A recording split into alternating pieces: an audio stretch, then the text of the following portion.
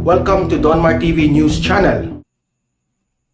Magandang umaga sa inyong lahat. It's 6 o'clock in the morning here in the Philippines. Magandang umaga, magandang hapon, magandang gabi sa lahat ng mga heroes natin dyan, ng mga OFWs and sa mga audience ko dito sa Pilipinas from Luzon, Visayas and Mindanao. Good morning sa inyong lahat. Ang pag-uusapan natin ngayon ay ito'y tungkol kay Presidente Bongbong Marcos na mismo ako, hangang-hanga ako sa ginawa niya kay Leila de Lima. Yan ang pag-uusapan natin, okay?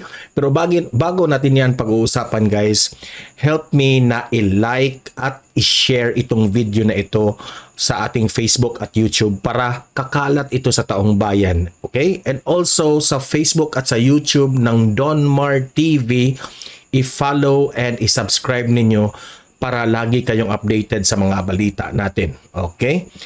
Guys, ang pag-uusapan nga natin itong si Presidente Bongbong Marcos may ginawa kay Leila de Lima na para sa akin ay kahanga-hanga ito. Believe na believe ako sa ginawa ni Presidente Bongbong Marcos kay Leila de Lima. Okay, kahapon may sumabog na balita tungkol kay Leila de Lima, 'di ba? Nag-vlog tayo kahapon. Ngunit alam naman natin, hindi ko na i-detalye kung ano ang nangyari doon, no? So, ang nangyari kay Leila de Lima ay si Presidente Bongbong Marcos nag-offer ito kay Leila de Lima, okay? Na nag-offer siya na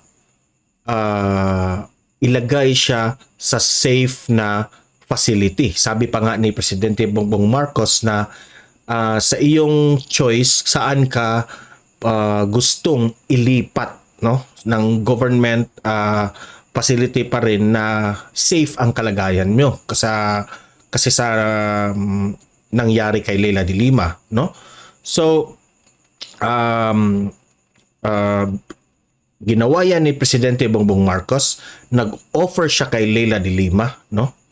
Ngunit itong si Leila de Lima decline, no? Hindi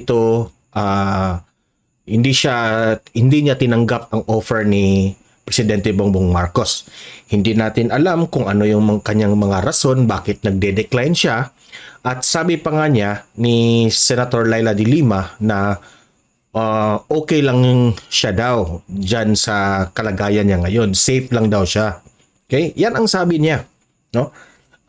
Na hindi niya tinatanggap yung offer ni PBBM kasi para sa kanya nangyari na yun, at the same time safe lang siya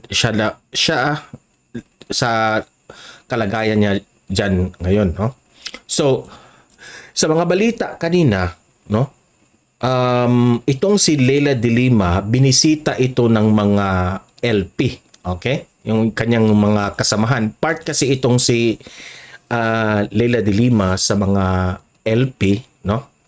Binisita ito ni Risa Hontiveros, Senator Risa Hontiveros, at si former Vice President Leni Robredo binisita rin kasi nga nag-alala sila, no? Nagbibigay sila ng concern sa mga pangyayari kay Leila de Lima kahapon, no? So natural bibisita ang kanyang mga kaalyado, no? Kasi chinek kung okay lang ba siya, no? Sa mga comment kasi ng mga different na mga balita sa mga vloggers, sa mainstream media, tiningnan ko yung mga comment. Yung mga tao doon is halos lahat ay sabi nila drama lang daw yun, no? Hindi raw yun totoo. May mga nagagalit kay Leila de Lima. Sa akin naman, no, opinion ko ito, ang kalagayan po ni Leila de Lima, no, gusto ko lang i-educate yung mga audience dito sa Donmar TV na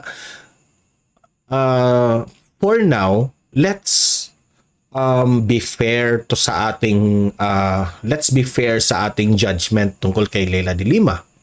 Dahil kahit alam ko sa inyo na may galit kayo kay Leila de Lima dahil noon binatikos niya si Presidente former President Duterte, ganon, ganyan, masa politika, no? Pero dito sa kalagayan niya ngayon, let's be fair in judging to her, no?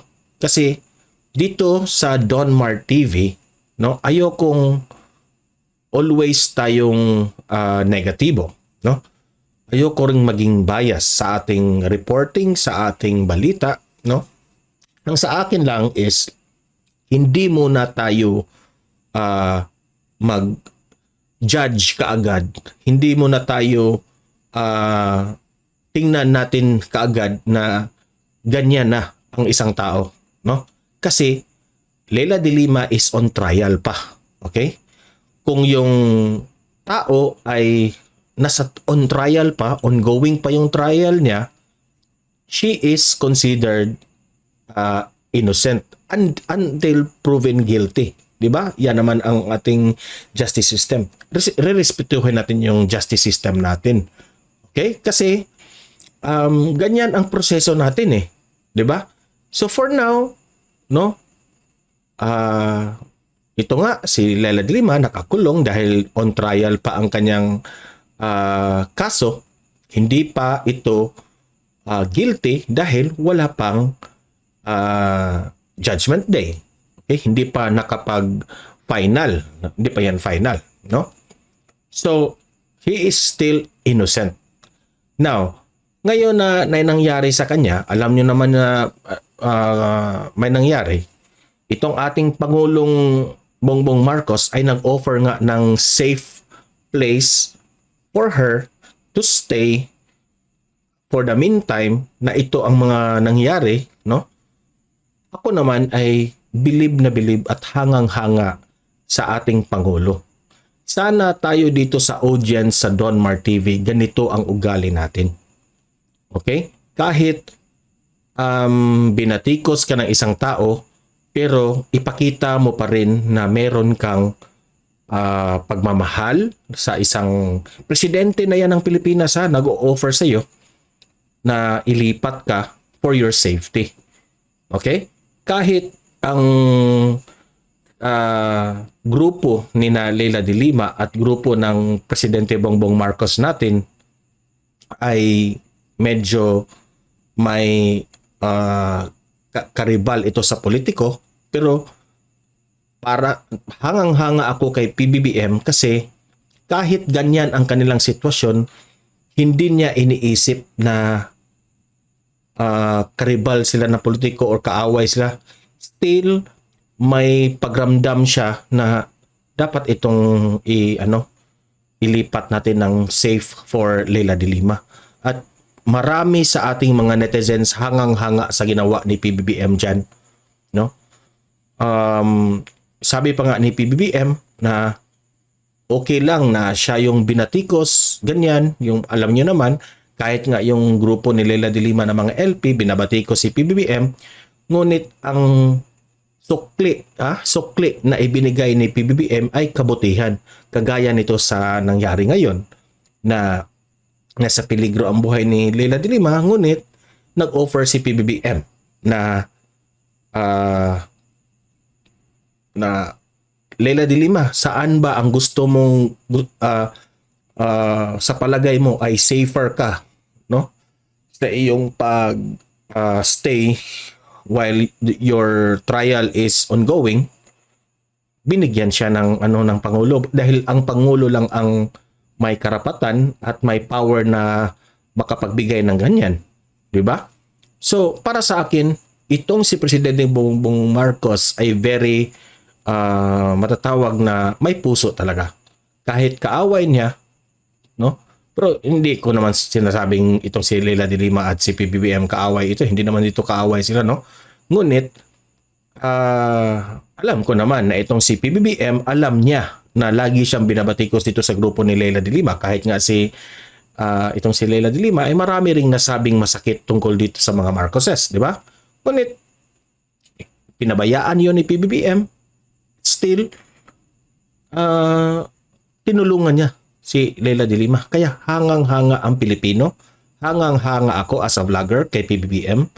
Wala akong masabi kundi grabe ang kanyang puso, no?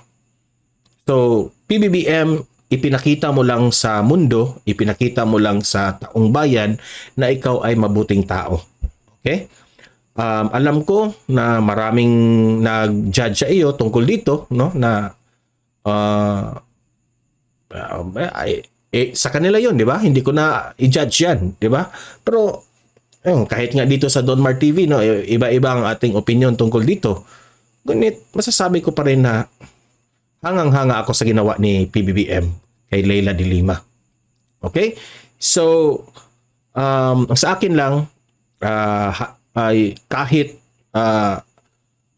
against tayo dito kay Leila de Lima, masasabi ko pa rin, no, tao pa rin ito, at ma-advise ko at ipagdalangin ko pa rin sa Diyos na nasa mabuting kalagayan itong si Leila de Lima, no? Kahit kaaway ito ng ating Pangulo noon, Pangulo ngayon, still may puso pa rin tayo kagaya kay PBBM na sana naman ay hindi na maulit yon ang mga nangyari kay Leila de Lima, at sana nasa mabuti ka na kanang safe na iyong kalagayan ngayon dyan, at